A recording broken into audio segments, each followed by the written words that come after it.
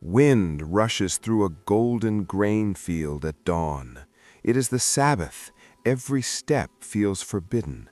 Hungry disciples quietly pluck heads of grain, glancing around as if mercy itself might be breaking the law. Suddenly, sharp eyes appear from the shadows. The Pharisees step forward, their robes swaying, their voices cutting the silence. Why are they doing what is unlawful on the Sabbath? Jesus moves ahead of them, dusty sandals, simple robe, a calm strength in his sun-worn face.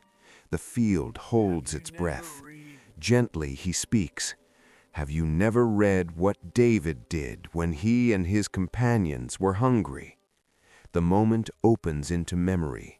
David entering the house of God, Abiathar watching as sacred bread is broken and shared, hunger answered with compassion. The vision fades back into the field as the wind rises again. Jesus looks at them and says, "The Sabbath was made for man, not man for the Sabbath." The tension loosens. Grain bends softly in the breeze. Then Jesus declares with quiet authority, "That is why the Son of Man is Lord even of the Sabbath." In the stillness that follows, one truth remains.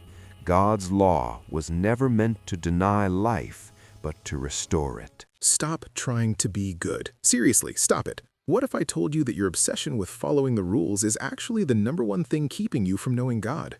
You think you're being faithful, but you might actually be worshiping a checklist instead of a creator. Let's be real for a second. I know you're exhausted, and I don't mean I need a nap exhausted, I mean soul tired.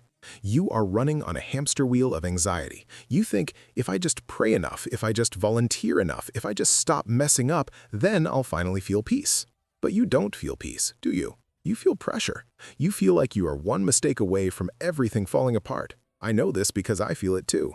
We treat Christianity like a job performance review instead of a romance. Ask yourself this question right now and be honest. Do you love God, or are you just afraid of breaking his rules? Here's the truth that changes everything. In today's gospel, the Pharisees, the perfect religious guys, attacked Jesus' disciples. Why? Because they were hungry and picked some grain to eat on the Sabbath. They broke a rule. And Jesus looks them in the eye and drops a nuclear bomb on their theology. He says the Sabbath was made for man, not man for the Sabbath. Do you hear what he's saying?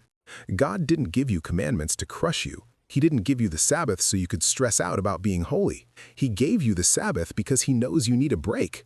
The rules are there to protect your joy, not to become your jailer. So, how do we stop acting like Pharisees and start living like disciples? 2 steps. Number 1, fire the manager. Stop managing your relationship with God. Stop tracking your spiritual stats. God doesn't want your productivity, he wants you. Number 2, the waste time challenge.